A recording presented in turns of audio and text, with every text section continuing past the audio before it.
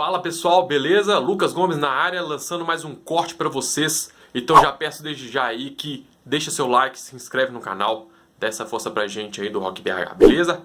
Valeu! Bom, já dando início ao bate-papo, eu quero já abordar a experiência do início de cada um aqui na criação do estúdio de vocês. Como é que foi o início? Pode ser detalhistas, podem ser. Eu iniciei, enfim, comprando equipamento tal, não sei o que tal, porque eu pesquisei, porque amigo. Acho que o detalhe também é importante. E depois de toda essa experiência for contada, me falem o que vocês mudariam agora, o que vocês mudariam nessa experiência que vocês tiveram no início do estúdio de vocês. Então, vou dar início aí. Danilo, primeiramente, você, cara, conta um pouco dessa experiência da criação do seu estúdio e o que você mudaria nessa criação que você teve aí do estúdio de você. Tá, eu tenho que dividir em duas partes. Que antes do Estúdio 82, eu fui sócio de um estúdio em São Paulo também, que é o Estúdio Preset, que é na Zona Sul de São Paulo, que ele é uma lenda urbana esse estúdio. Que rolava de tudo, acabou virando tipo meio que um polo cultural uma época.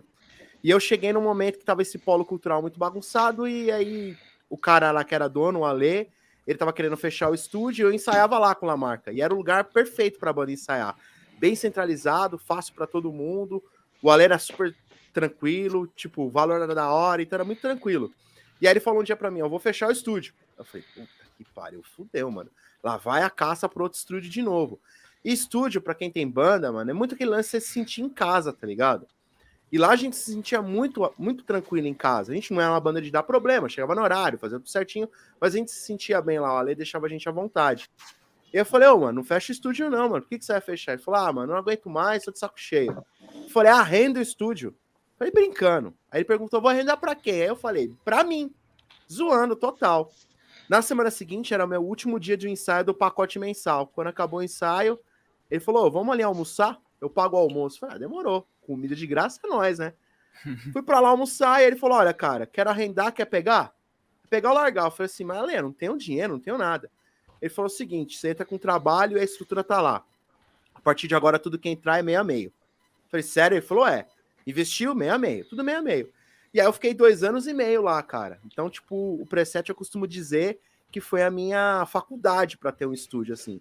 Eu já tinha experiências de estúdio de amigo, de ir, de ficar, de atender e tal. Trabalhei muito tempo fazendo evento de banda. Então, acho que eu já passei por todas as fases que alguém da música, do underground pode estar, eu já passei. De produzir show, vendi merch, fiz de tudo um pouco. A gente chegou a hora do estúdio, assim. Então, lá, cara, foi um aprendizado. Lidar com o público, totalmente diferente de você lidar com um evento com banda tocando. E ali aprendi muito. Só que lá tinha algumas amarras de coisas que, tipo, o imóvel não era meu, eram coisas muito amarradas que eu não podia tomar as decisões que eu queria, fazer do jeito que eu queria, que eu acreditava que podia dar certo. E aí, um belo de um dia, porque eu sou muito de veneta, eu falei, já deu isso pra mim, tá me fazendo mal, tô fora. Pedi 1 mês de férias no meio do ano, eu tinha acabado de lançar o disco com a minha banda, fui fazer uns shows. Voltando desses shows, cheguei em casa e falei pra minha esposa, não dá mais pra ficar no estúdio, não tá legal, não tá rolando, não tá me fazendo bem. E eu tinha acabado de fazer um curso de operador de áudio no Senac e tinha feito um de sonoplasta. Na verdade, eu tava me inscrito para fazer o de sonoplasta. Porque eu já tava meio querendo ir pra essa vibe de podcast já. E aí, cara, larguei tudo e fui estudar. Fiquei, tipo, saí do estúdio em setembro e voltei só trabalhar mesmo efetivamente em abril numa produtora para editar podcast totalmente fora de estúdio. E só continuando tocando. E aí as coisas foram acontecendo e tal, e eu senti a necessidade, quando eu tava trabalhando, editando as minhas coisas, de ter um lugar silencioso para trabalhar. Quem trabalha com áudio, editando, é chato fazer em casa. Mas você tem um equipamento, um foninho legal, é chato, tá ligado? Você fica ali com as pessoas do lado, enchendo o saco. Pô, aí é meio complicado. E aí acabei meio que arranjando uma salinha. Eu fui ensaiar num outro estúdio, depois que eu saí do Preset, saí um pouco de lá e tal. E eu fui ensaiar no estúdio que era até próximo, no mesmo bairro, e o cara tinha uma sala no fundo, pequenininha, cara. E aí eu até comentei com os meus da minha banda, que a gente ensaiava num outro estúdio que tinha 3 salas, só que uma sala, 4 grupos de pagode fecharam a sala para eles. O mês inteiro. Eles chegaram no final do mês, eles pagavam, eles não usavam equipamento nem nada, só a sala. A sala era deles, tá ligado? Então, o cara, beleza, era uma grana que entrava para ele, 4 grupos de pagode, os caras dividiam os dias da semana e cada um grupo ensaiava um dia. Eu falei, caramba, se eu tivesse uma sala assim ia ser da hora, né? Eu podia trampar, podia ensaiar com a banda e ficar sossegado. E de repente fazer umas coisas de podcast. E aí encontrei esse estúdio com a salinha pequena, chorei com o cara lá, o cara fez um valor da hora e eu fiquei lá. Só que aí veio a pandemia. 3 meses que eu tava na sala, no Cafofinho, que a gente chamava de Cafofinho carinhosamente, que era bem pequenininho, a gente ensaiava bem apertadinho e eu tinha minha mesinha no canto com minhas coisinhas pra editar. Um cara, por um anúncio que eu vi, que eu fiz no Instagram para editor de podcast, para conseguir trampo, falou, olha, cara, tem um estúdio aqui na Consolação, em São Paulo, no centro, e quer fazer uma parceria comigo? E eu comecei a conversar com o cara, só que aí estourou o boom da pandemia. Eu fiquei no Cafofo durante 1 ano e beleza. No meio da segunda onda, eu vi os caras anunciando um estúdio para alugar no Facebook, porque eu tenho um vício de ficar naquele Facebook Watch, tá ligado? Ficar vendo o nego vendendo as paradas, eu fico olhando, eu sou um idiota, cara. Eu não tenho dinheiro, mas eu quero ficar olhando, tá ligado? Eu falo que não é só você. É o shopping do retardado, tá ligado? E eu fico lá o tempo inteiro, e pá, eu falei, opa, eu conheço essas fotos. Chamei o cara no WhatsApp, falei, oi, aí, mano, beleza? Ele falou, cara, eu ia te mandar uma mensagem segunda-feira, tô alugando estúdio, você não quer, não? Aí eu falei, olha, depende. Ele falou, vem segunda. Eu falei, não, era sexta-feira à noite, isso, 10 horas da noite. Eu falei, eu vou amanhã aí. Ele falou, então vem depois do almoço aí. Peguei o carro, fui eu, minha esposa, chamei o guitarrista da minha banda e mais um amigo meu. Falei, eu quero que vocês vão comigo ver um negócio lá. Eu já tava meio querendo chamar eles pra ser meu sócio. Fomos lá, olhamos. Eu sempre empolgadão, né, cara? Eu pilho quando eu despilho, mas quando eu pilho. Cara, eu quero, pai, conversa daqui, puxa de lá e tal. Fazendo as contas, por exemplo, eu pagava 2x lá no Cafofinho. O aluguel do Cafofinho pro estúdio de 2x ia pra 8x. Eu conseguia malemar me apertando, pagar 4x, porque a banda me ajudava. Os caras falavam, pra gente guardar as tralhas e as esposas não ficar enchendo o saco, a gente deixa no estúdio os equipamentos nossos, você pode usar, se quebrar, você arruma e é nóis. Não chegava, ainda ia faltar 4x ainda. Puxa daqui, puxa de lá, chamei umas pessoas para ser sócio, não rolou. Até que eu me apertei um pouco mais nas contas e falei, falta 2x. Aí a minha esposa, vendo meu desespero, falou, mano, se ele não arranjar esses 2x, ele não vai sossegar. Ela falou, olha, eu posso me apertar um pouco daqui. Nos meus apertos, eu não chamei ela para nada, não falei nada. Era coisa minha, era meus trampos, eu ia me virar. Ela falou, eu entro de sócio com você. Sócia não, eu te dou o dinheiro, você paga o aluguel, e depois, né, pelo menos você me deixa em paz, você tem o seu canto para trampar e vai ser legal. E aí vem os segundos problemas. Era equipamento, eu tinha uma parte, mas não tinha outra. Então, a batera da minha banda falou, a batera tá encostada, pode usar, se quebrar alguma coisa, você recupera. E aí eu fui montando o 8.2, nessa base de, tipo, meio que conversando ali, conversa de cá. A sala já era um estúdio pronto, o cara já tinha alguns equipamentos. Então eu meio que chorei no aluguel e consegui pegar uma parte. E agora, com 1 ano que eu tô no estúdio, vou fazer agora em maio, eu já tenho praticamente a sala montada só com coisas minhas. Assim, minhas em parceria. O guitarrista da minha banda não quis entrar de sócio comigo, mas ele é meio que eu chamo ele de banco. O nome dele é Rony, eu chamo de Bancos Rony. Você pega o empréstimo e paga em muitas parcelas sem juros e na camaradagem. Ou tipo, o avaliador é a camaradagem, tá ligado? São mais de 15 anos de amizade. Ele é um cara que é meio chegado em carro antigo, então ele vai comprar um carro antigo daqui, compra uma peça de carro, sobe daqui, pode sempre ter um dinheiro guardado. Ele falou, mano, te ajuda aí e a gente vai se resolvendo. Pelo menos você tem o seu canto pra trampar, eu sei que esse é o seu sonho, você gosta pra caramba. Não é que era meu sonho. Tipo, eu vi uma possibilidade, eu sempre gostei, então eu uni o útil ao agradável. Eu já trabalho com edição de podcast, eu presto serviço pro Yahoo. Eu preciso de um canto pra trampar. Pô, se eu tenho um estúdio, eu vou botar pra alugar pra uma rapaziada pra ensaiar lá e eu ganho um troco. Hoje tá indo assim nessa linha, entendeu? Eu fui meio que... Eu não sou um cara estudado. Mancha de acústica? Porra nenhuma. Manja de equipamento? Bodega nenhuma, meu irmão. O lance meu é o trato com o cliente, tá ligado? Tipo, então, você vai ver as avaliações lá, os caras falam, puto, o Danilo é da hora. Sempre que vai sair tem uma historinha. Puto, o cara é da hora, sempre tem uma história engraçada, uma coisa bacana. Então, meio que eu fui ganhando a galera e eu fui fazendo o nome do estúdio nisso. Tipo, eu lembro que na primeira vez que eu abri a agenda, o primeiro mês, cara, eu fiquei 15 dias, tipo, 2 ensaios na semana. E eu, caramba, as contas vai chegar, as contas vai chegar. Tipo, então era o mês que eu empatava 0-0, bicho, eu não abri uma champanhe porque eu não bebo mais, mas, pô, abri um chá aqui e falava, ô, da hora, empatou 0-0. Então a gente foi nesse processo assim, entendeu? Então, é meio que, tipo, você vai conversando com a galera, vai pegando um contato daqui, um outro dali, conversa com seus próprios amigos, mostra para eles que pode ser vantajoso e tal. Então eu montei o estúdio na base assim. Primeiro caiu no meu colo um estúdio, eu aprendi tudo que eu tinha que fazer com o estúdio, e depois é meio que agora no 82, tudo que eu aprendi, tudo de ruim, de bom que eu aprendi lá no preset, eu tô conseguindo fazer assim com maestria no 82, assim. Dá um problema, eu já sei resolver. Eu sei onde achar, eu sei para quem perguntar, eu sei para onde correr. Claro, eu tô num ponto privilegiado de São Paulo, que é o centro, então é um point para todo mundo. O muito legal é que tem, sei lá, meia dúzia de clientes meus do outro estúdio que começaram a virar meus clientes agora também. Tipo, viram que eu voltei com o estúdio, então é aquele lance. Você perde final de semana e tal. Eu tenho um parceiro que agora faz uns trampos junto comigo lá de produção de banda, né? De gravar, porque eu não quis me meter com isso. Tipo, eu sou um cara, eu toco, eu adoro, eu gosto de música, mas, Danilo, você manja de gravar a banda? Não manjo, não quero manjar, não é. Isso é coisa do demônio, isso não é para mim. Eu vou na gravação, eu sou mais o animador de gravação. Porque a gente sabe que gravação, às vezes, é um clima muito... Ele é meio tenso. E eu, meio que gravando ao tempo com banda, tenho 13 anos já banda, eu acho que tem que ter aquele clima de descontração. Então, eu falei assim, eu não sou o cara, eu não sou o produtor, eu não sou o cara que vai te ensinar o que você tem que fazer, vai produzir, mas eu sou o cara que vai deixar o clima muito mais ameno para você, vai deixar um clima mais gostoso. Você vai lembrar da gravação como um dia da hora, não um dia tenso. Então eu vou lá e fico fazendo uns pitacos, dando as piadas, tipo, conversando com todo mundo, dando uma forcinha, montando as paradas e tal. Meu lance mesmo é podcast, é locução, eu gosto disso aí. Esse negócio eu gosto de falar. Se deixar, eu fico falando aqui o tempo inteiro. Mas banda mesmo assim, o negócio é atendendo ensaio. Isso eu acho muito da hora, assim. Que eu acho que é uma hora que a banda tá mais. A galera tá mais relaxada, quer tocar.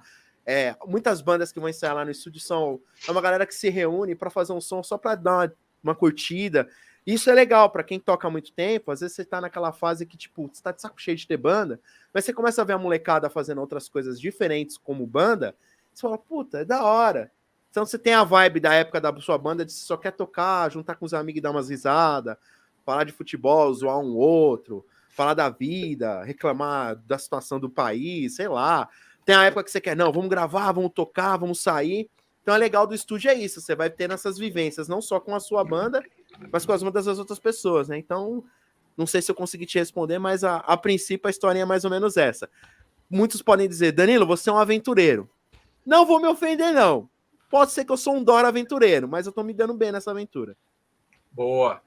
André Leonel, você, cara, conta um pouco aí da sua experiência desde o início, como é que foi?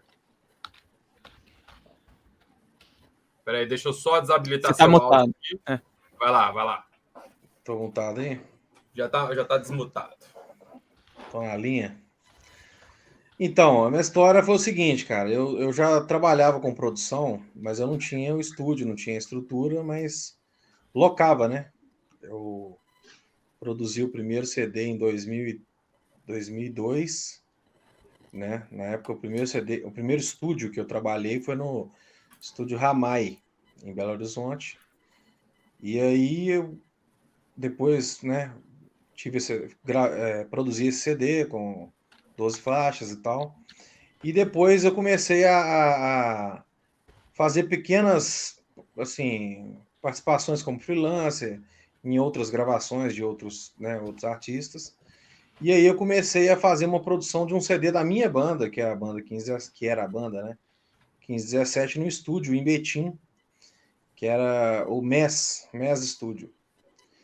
E aí esse CD, né, que foi o primeiro CD da banda 1517, ele começou a trazer outros trabalhos, né?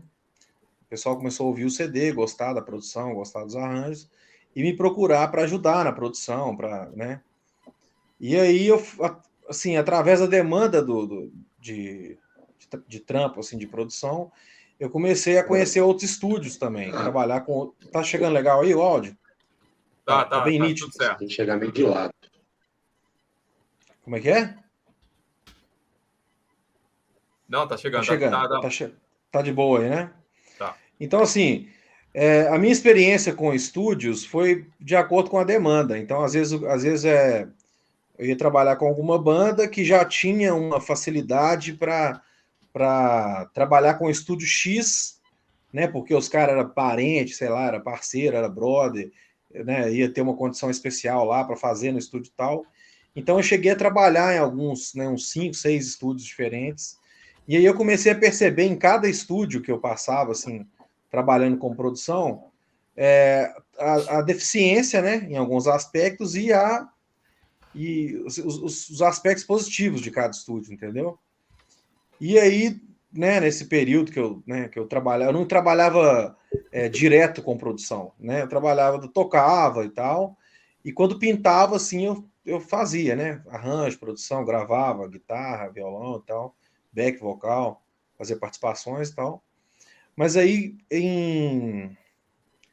acho que foi em 2009, cara, não, 2010, um dos estúdios que foi onde eu gravei o primeiro CD aqui em Betim, né, no MES, surgiu a oportunidade, o dono do estúdio ia mudar, né, de cidade e tal, e não colocou um anúncio, mas avisou que estava a fim de vender o estúdio e tal, né, com o equipamento todo, assim, entendeu?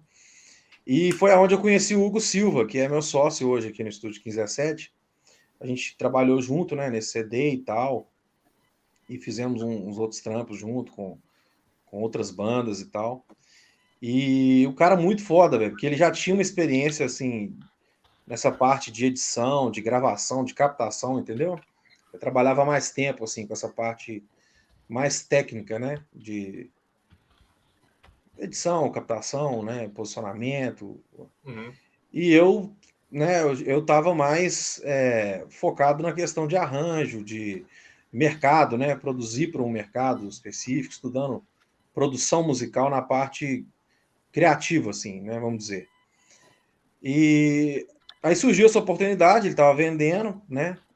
Eu não tinha a grana também, né, para comprar, nem de longe, assim, porque era um estúdio muito top, assim, né? Já, naquela época já era um Pro Tools HD, sacou? Uma coisa que era o único estúdio aqui em Betim que tinha, né? Um Pro Tools HD e tal, 2 placas, né? 32 canais em HD e tal, uns prés massa, assim. Um microfone 1,87 da Neumann, foda, que até hoje nós temos aqui e tal, né? Já tinha um Leopard. E assim, então era um equipamento muito massa, assim, né? Em relação aos estúdios que eu tinha trabalhado e tal, né? Talvez até o estúdio com mais recurso, assim, né? Em equipamento e tal. Só que aí o Hugo, né? Que trabalhava no estúdio, ele trabalhava fixo lá, ficava lá o dia inteiro e tal. Ele chegou para mim e falou, cara, o dono lá chamava Thor, né? O Thor vai vender o estúdio e tal, vamos comprar, vamos... Eu já tinha uma estrutura aqui né, do lado da minha casa, aqui, que era um estúdio de ensaio, entendeu? Só que quando eu fiz o estúdio de ensaio, eu já fiz... Abafado aí, ó. Seu áudio, nós estamos perdendo seu áudio. Acho que ele eu colocou tô sem... Deve ter tampado com o dedo. Eu devo Acho ter que você colocado a tampou mão bem no... Você tampou o áudio com o dedo. O mic, né? Pode continuar. Tampei. Porque eu tô sem pedestal aqui, mano. Eu tô segurando na mão aqui o celular aqui. Tô ficando zonzo só de ver você segurando isso aí. Não é? Imagina, ó. Eu já tô quase jogando o celular no chão aqui, mandando só o áudio pra frente. Mas aí, o que aconteceu? Ele falou, tá vendendo, cara, vamos comprar a meia aí, vamos levar lá pro seu estúdio, porque eu tinha um estúdio de ensaio, né?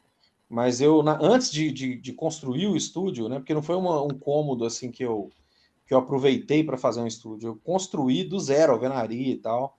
E eu comprei um livro do Solon do Vale, que é o Manual Prático de Acústica. E aí eu vi lá vários conceitos assim, de acústica, de tratamento, de isolamento acústico, entendeu? E aí eu construí um estúdio, né, que futuramente seria um estúdio de gravação, mas que no momento, né, a gente vai fazendo aos poucos, é tudo muito caro e tal. nem imaginei que eu ia comprar um estúdio todo montado, assim, com equipamento foda, de ponta, assim. Mas aí surgiu a oportunidade, né? Tentando acelerar aqui. Surgiu a oportunidade, ele ia entrar comigo como sócio, mesmo assim, né? Era muita grana na época para comprar. E aí eu comentei com meu pai, falei, não, surgiu uma oportunidade aqui, tem um estúdio top aqui e tal. O cara vai vender barato. Ele estava vendendo barato na época, né? Que era meio que tipo. Ele ia mudar de cidade, então e o dono do estúdio ele não trabalhava com gravação. Ele montou o estúdio, mas quem trabalhava no estúdio era o Hugo. E aí, tipo assim, ele não tinha o que fazer com o estúdio. Ele estava chegando próximo da data, porque ele ia mudar e ele ia deixar o estúdio aqui montado na mão de outro cara, sacou? Então, meio que era uma situação também que ele ficou. Né, ele tinha uma certa urgência para vender e tal, e estava oferecendo para a galera e tal. E eu falei, cara, eu seria massa, o equipamento é top e tal, mas eu não tenho nem, cara, sei lá, nem 10% dessa grana aí para poder botar no negócio e comprar um equipamento desse. Só que aí, bicho, o que aconteceu? Comentando com meu pai e tal, ele falou assim, bicho, você sempre quis montar esse estúdio aí, né, e tal. Eu era policial militar na época, né? Não sei se você lembra, você conheceu na época, eu ainda era policial militar e tal. E aí meu pai falou assim, cara, eu tenho uns lotes que eu tô para vender. De repente, esse cara, como ele tá viajando, de repente ele pega esses lotes aí, entendeu? E aí você vai me pagando depois. Se o cara, de repente, né? Tipo assim, o não já tinha, né? Pô, será que o cara vai pegar lote, né? No equipamento, tudo, 2 lotes e tal. Aí eu falei, Hugo, cara, surgiu uma situação aqui, de repente, como o cara vai viajar, porque o lote ele pode anunciar e tal, deixar para vender, não tem que dar manutenção, não tem nada. Né? Igual o equipamento de estúdio, se o cara abandonar um estúdio, daqui a um ano não vale nada, né? Então, assim, aí, assim, sempre, né, sem muita esperança, né, que o cara ia aceitar o negócio e tal. Aí o cara aceitou, vejo. Eu acho que estava chegando perto mesmo na data do cara viajar, ele aceitou. E aí ficou faltando a beirada, nós pegamos um empréstimo no banco, tal, né, para inteirar esse valor, que realmente era um valor alto. E aí, bicho, da noite pro dia, nós compramos um estúdio, assim, com equipamento top, assim, que nem passava na minha cabeça né, de conseguir comprar de uma vez, assim. Foi muito bom, porque, assim, eu já conhecia o equipamento, assim, você comprar um equipamento que você já usou, já trabalhou com o equipamento, sabe o potencial daquele equipamento, né, que você... Isso aí foi muito bom. Então, assim, eu não tive essa dúvida, assim, pô, será que se eu fosse montar um estúdio, realmente eu usaria esse pré, eu teria esses microfones, teria, né, essa placa de áudio, né, tão cara assim, né, mas, enfim, então foi uma grande oportunidade, né, e aí nós pegamos, fomos pagando com trampo mesmo, né, era meu pai, então meu pai fez uma condição bem tranquila para a gente ir pagando, e nós caímos para dentro, né, para poder acertar o mais rápido possível, ficar tranquilo e tal. Mas, cara, estúdio é foda, bicho, porque, assim, na época que nós compramos, né, eu pensei, pô, velho, vou gastar essa grana aqui, mas, né, nunca mais eu vou gastar dinheiro com nada de áudio, né? Tipo assim, foi a maior ilusão da minha vida, foi isso, que, assim, nem 6 meses depois a gente já tava dando manutenção em equipamento, comprando. Na época, uma das coisas que a gente, assim, comprou de cara foi um monitor maior, né? Porque principalmente na hora que você vai fazer edição, assim, o monitor é muito pequeno e tal. E até hoje, cara, a gente está sempre investindo, porque, né, para manter o equipamento atualizado, manter a praticidade do trabalho, né? Porque a tecnologia vem para dar aquela praticidade, né? Para você ter mais agilidade no processo, mais qualidade e tal. E, cara, então, assim, eu não sei se vocês entenderam a situação, que é meio.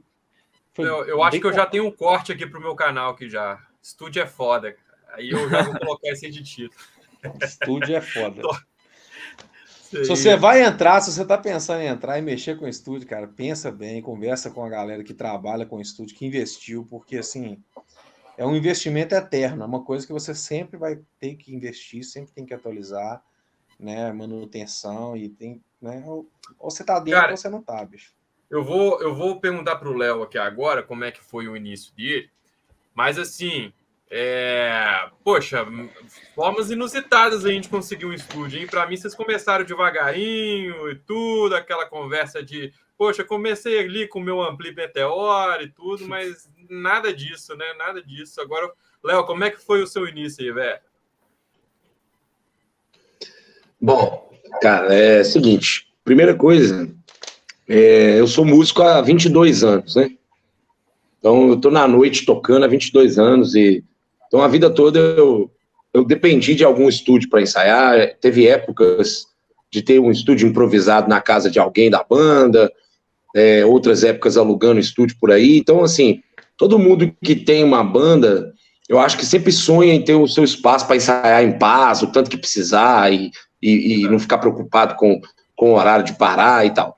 Então, assim, eu fui crescendo com isso na cabeça, né? Pô, que legal seria um dia se eu pudesse ter meu canto para fazer meu som com as minhas bandas.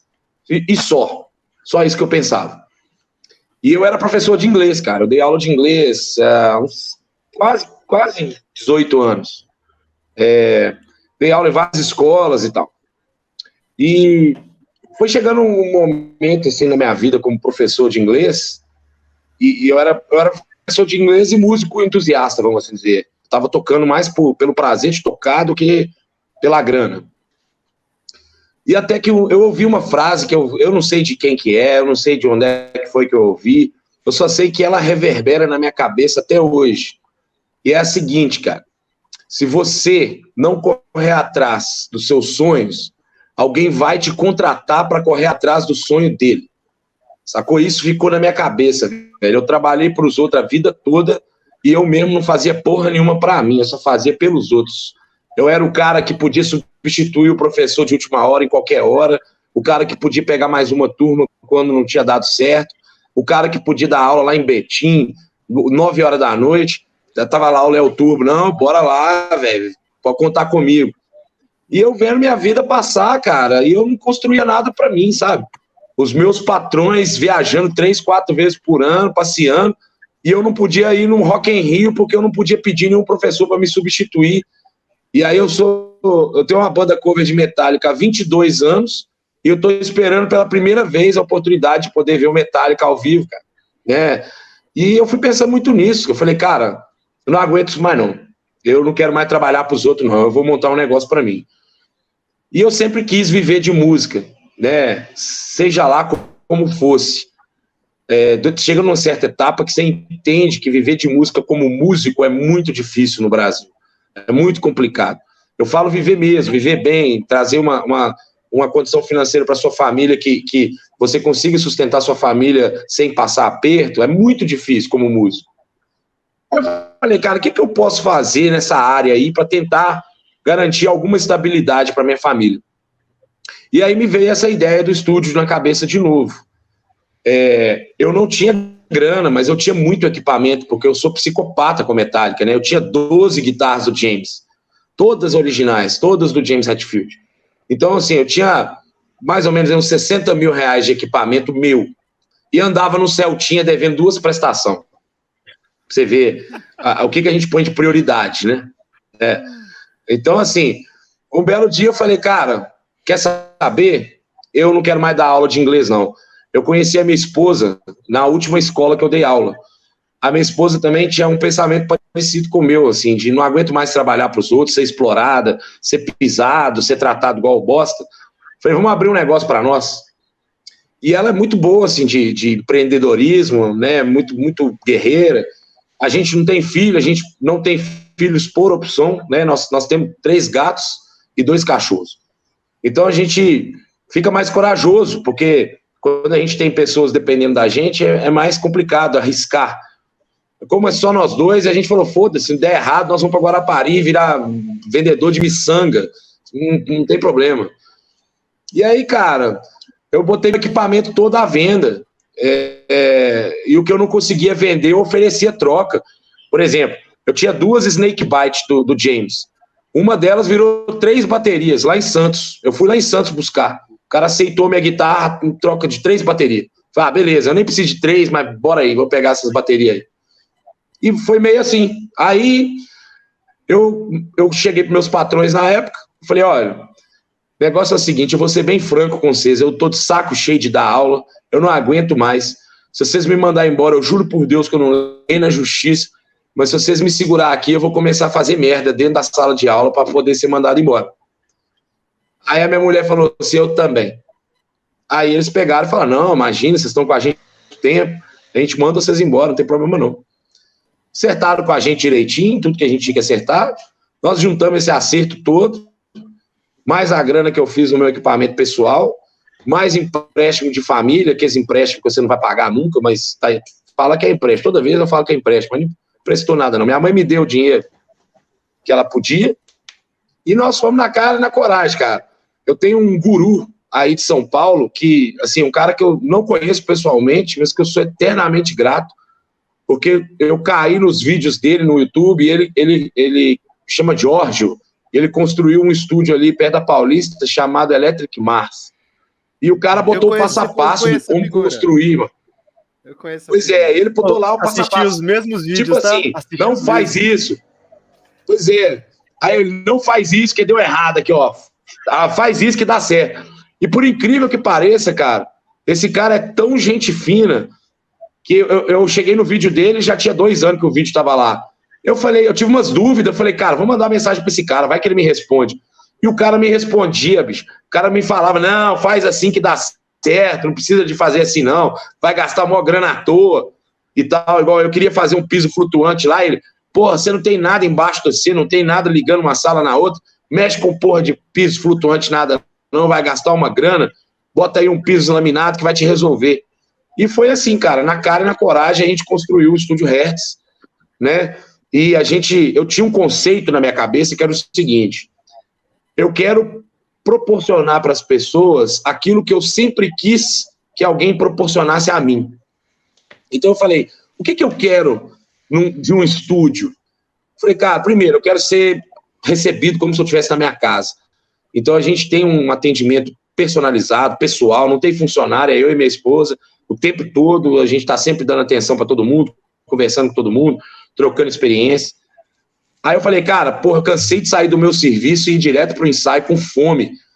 Falei, eu quero que o meu estúdio tenha alguma coisa pra galera comer. Eu quero que tenha um lanche de qualidade. E aí procurei salgadeiros, fui testando, até achar um salgadeiro que me fornecia um salgado com uma qualidade fantástica. Aí eu falei, porra, para muitos músicos, esse horário aqui, cara, é a peteca da semana, é o futebolzinho, é a hora de relaxar, de tomar uma, de confraternizar. Falei, eu quero um bar no meu estúdio. Aí eu fiz um bar no meu estúdio, cara. Fiz um bar. Então, meu estúdio virou um ponte. Tinha muita gente que não tinha nem que ensaiar porra nenhuma e ia pra lá tomar uma, conhecer gente nova.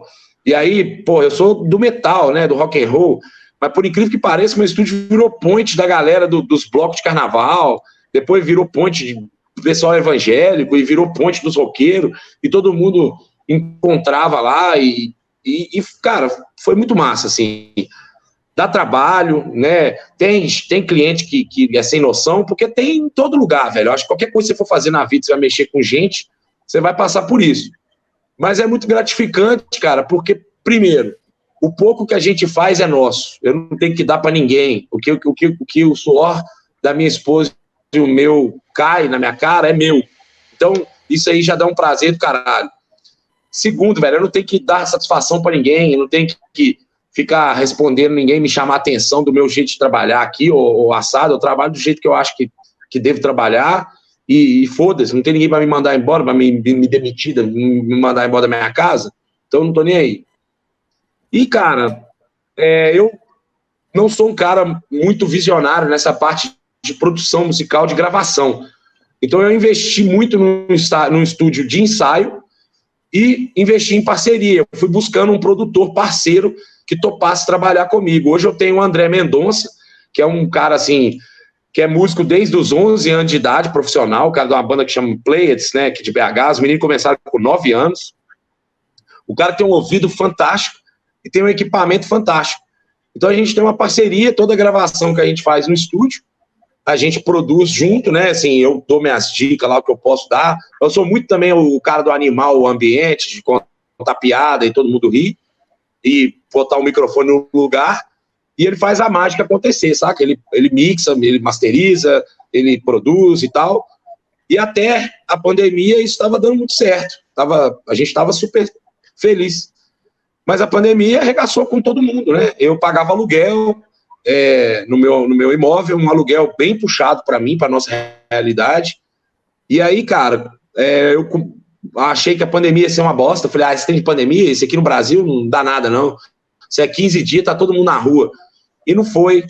E aí eu fui vendendo, eu ia abrir a terceira sala, né? Eu tenho duas, eu ia abrir a terceira. Então eu tinha todo o equipamento comprado, só faltava mesmo a parte estrutural da sala.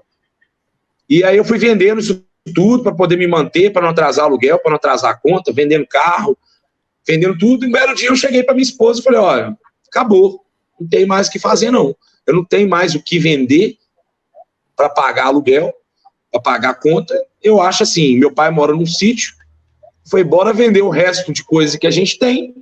Meu pai já ofereceu para a gente morar lá no sítio até isso tudo passar. Nós vamos para o sítio. Quando isso tudo passar, a gente volta, procura emprego e vai trabalhar para os outros. Fazer o quê? É o que, né? Se a gente sobreviver a essa pandemia, a gente vai ter que agradecer demais e fazer isso.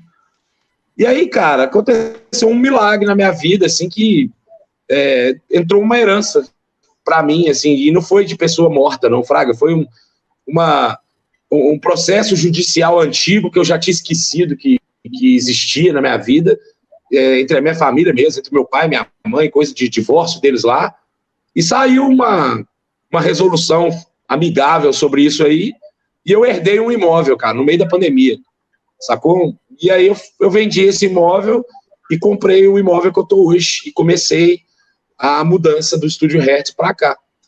Então eu tô em obras tem praticamente 6 meses. O último ensaio que teve no meu estúdio foi dia 19 de setembro. E a gente já teve 4 datas de reinauguração aqui marcadas, né? A primeira ia ser dia 10 de dezembro, deu errado. A segunda ia ser no meu aniversário, dia 29 de janeiro, deu errado. A terceira ia ser depois do carnaval, deu errado. E a última ia ser agora, quinta-feira, no aniversário da minha esposa, dia 15, deu errado também. Mas a gente não desiste, não. A gente continua pelejando, porque, igual eu falei, para mim vale muito mais eu ter paz e alegria naquilo que eu faço do que ficar rico, ganhar dinheiro, porque a gente sabe muito bem que quem mexe com esse negócio de estúdio, se for rico, já era antes. Assim, é muito, muito difícil ficar rico, né? Beleza, ganhei dinheiro pra caralho esse negócio de estúdio.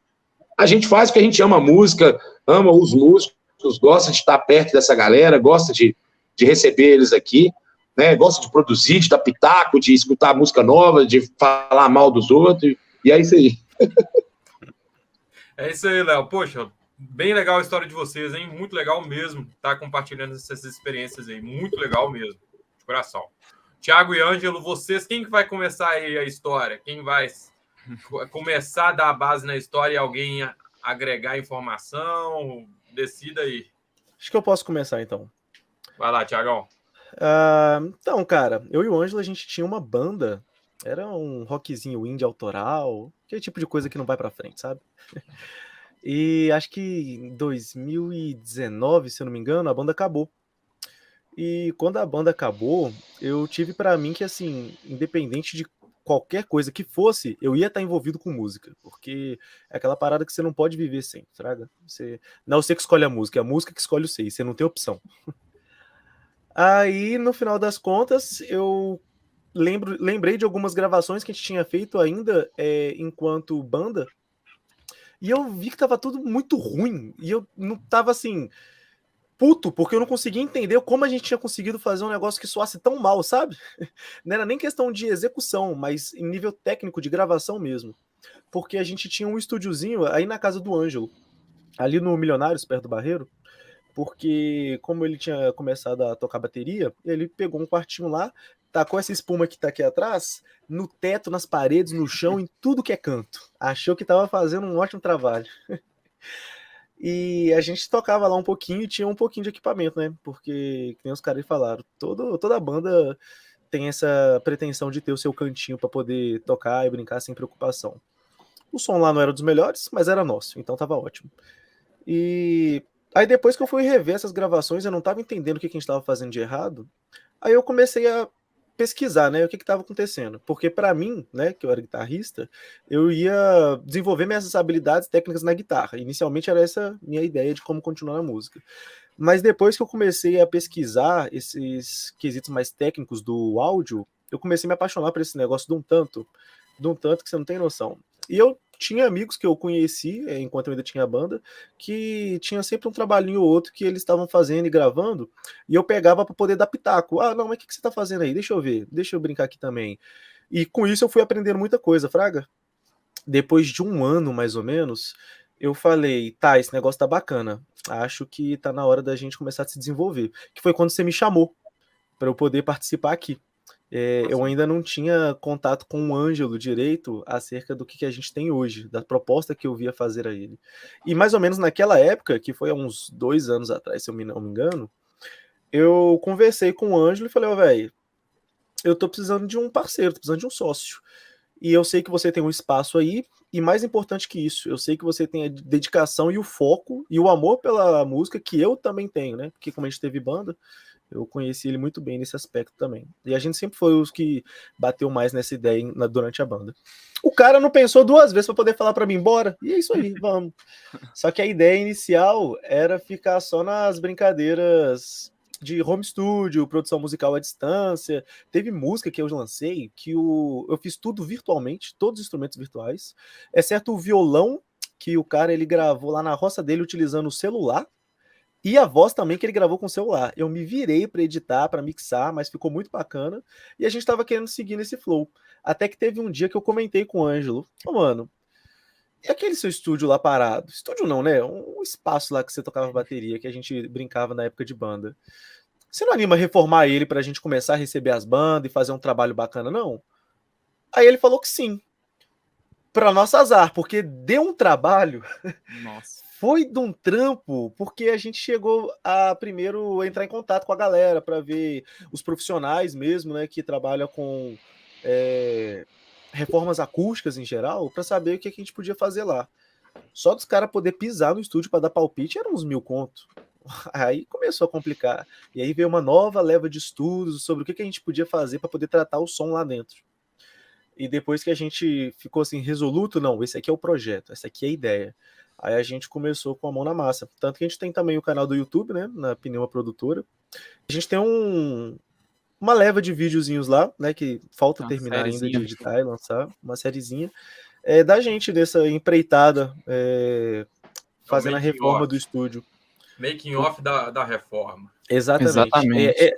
Essa espuma que tá aqui, tem aqui dos outros lados do quarto, eu arranquei tudo de lá e coloquei pra cá, porque um grande erro colocar as espumas lá achando que tá isolando o som, fraga. A gente percebeu isso na marra. E um tanto de coisa que a gente não entendia porque que tava dando errado, ficou mais do que claro. E a vontade de voltar e bater em nós mesmos do passado era grande. Ainda bem que não tinha essa possibilidade. Legal. Só que aí, se o Ângelo quiser dar continuidade da maneira que foi... Só dando uns detalhes aqui de outras partes que o Thiago não mencionou, né? Só recapitulando, reforçando, né, que ele já disse, tinha um estúdio aqui em casa, né? Simplesmente uma varanda que foi fechada, feito um isolamento mais ou menos, com uma lã de rocha e espuma para tudo quanto é lado, igual tá ali atrás do Thiago, né? Para ensaio resolveu, né? A gente conseguiu isolar acusticamente, só que a gente não tinha um tratamento acústico, então o som não tinha qualidade lá dentro a nível de gravação. Mas o objetivo era só ensaio, então para a gente fazer barulho e não incomodar a vizinhança era ótimo. E aí a gente seguiu com a banda, nenhuma pretensão de ter uma carreira com a banda, viver de banda, tocando, até porque a gente era só autoral, e a gente também era mais nessa vibe era a nossa pelada do domingo, né? A gente encontrava ali mais para reunir, mais para fazer um som. A gente não tinha muito a pira de sair arrumando um monte de show, vamos lá para São Paulo, vamos fazer isso aqui, vamos não sei o quê. Mas aos poucos eu fui começando a ter um pouco mais desses pensamentos empreendedores, já fiz o site da banda, eu era o cara que pô, galera, tem que ter um Instagram, tem que fazer vídeo, tem que fazer isso, tem que fazer aquilo.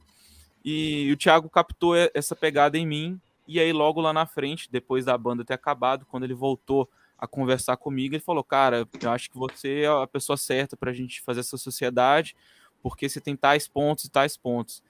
E aí o Thiago conseguiu me conquistar também com essa parte do áudio, porque eu também sempre fui muito da música, de escutar música, eu sou baterista. Depois que a banda acabou, né, como o Thiago falou, ó, o caminho que ele deveria seguir era se dedicar na guitarra, eu fui me dedicar à bateria. Então comecei a estudar, sem pretensão de arrumar uma banda, sem pretensão de gravar para músicos, mas por ter ali minha realização pessoal de tocar o instrumento que eu gosto. E aí quando o Thiago chegou em mim, ele me despertou essa paixão pelo áudio, né, de entender o que é o microfone condensador. A gente era dois moleque idiota, assim, que não entendia o que era a diferença de um cabo P10 para um cabo XLR, que não entendia nada. E aí a gente fez aquelas primeiras gravações ridículas, que na época da banda, sem regular o volume de entrada, tudo estourado, sem saber masterizar a música, por que fica baixo pra caramba a música no meu celular, por que tá uma bosta, a gente não sabia.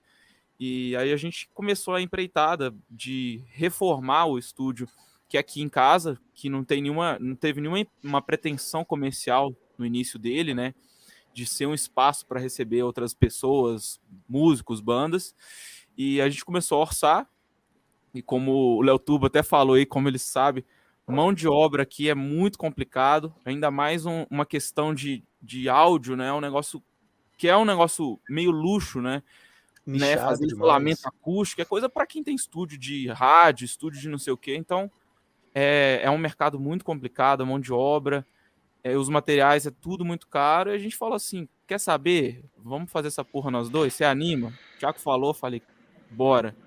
E aí começou a nossa empreitada de a gente colocar a mão na massa, dois moleque, não sabe nem usar a furadeira direito, e a série tá lá no nosso YouTube, ainda não saiu todos os vídeos, mas tá lá desde a gente arrancando as espumas, limpando a cola, invernizando madeira, fazendo molde de gesso 3D, né? Então, nosso estúdio não é o melhor estúdio com a acústica dos sonhos, não tem um tamanho ideal, não é algo chato, assim, perfeito, mas pra gente é o nosso espaço, foi a gente que fez, então a gente tem orgulho demais de ter construído o nosso cantinho ali. Então foi assim que a gente começou a nossa empreitada. E só para complementar depois dessa questão do estúdio, tem outro problema que também entra nessa história, que é aqui na minha casa, né? Então, não tinha como as pessoas acessarem o estúdio sem passar dentro da minha casa. Então, tá minha mãe lá fazendo almoço e tá um monte de bicho subindo com case no meio da sala dela. Então, tipo, depois a gente decidiu fazer o estúdio, a gente teve que viabilizar uma escada externa para as pessoas acessarem o estúdio e se tornar algo funcional, né? Ter uma logística ali de, vai ter que receber uma banda, um ensaio terça-feira, 8 horas da noite, né? Domingão à tarde. Então a gente teve a segunda reforma, que foi fazer uma escada aí, que aí sim a gente teve que pedir meu avô, a ajuda dele para fazer toda a parte de metalurgia. Vai uma banda, entra meia-noite na sua casa, sua mãe é sonâmbula, né? Aí, tipo, o perigo, o perigo. Exato. Velho, publica esses vídeos aí, cara. Pô, sim, tem bastante conteúdo para sair ainda, mas... Tem alguns que estão lá, outros para sair. E foi justamente baseado na ideia do carinha que o Léo Turbo citou há pouco, que eu esqueci o nome dele, é Giorgio, se eu não me engano, o Electric Max, o estúdio. Foi depois de assistir os vídeos dele, que deram bastante ideias e embasamento pra gente, que a gente falou, vamos soltar também, vai que ajuda alguém igual ele ajudou a gente. E no final das contas... Eu acho que é Giorgio Polacek. Sobrenome dele. Esse cara tocava nos eventos que organizava, mano. Esse cara tocava nos eventos que organizava, bicho. Muito bacana. Tinha uma banda que chamava Acid Tree. Isso. Acid tocava nos eventos. Tocava nos show deles já. O cara era bom. Aí depois que a gente terminou o estúdio, a gente percebeu que a nossa paixão era gravar banda. Não tem jeito. Ensaio é bacana, a galera tá ali descontraída, só que fica mais a banda lá assim, tocando, tranquilo, a gente interage de vez em quando, zoa, aí eu e o Ângelo fica falando mal dos outros, normal, bom demais também. Só que quando tá falando de gravação, nível técnico de ir lá, o que eu tenho que fazer com esse microfone, onde que eu tenho que colocar? E você dá play, você ouve o que os caras acabaram de tocar com uma qualidade sensacional, é muito gratificante. Então hoje em dia a gente tem muita pretensão de especializar cada vez mais e mais em gravação, principalmente. Beleza.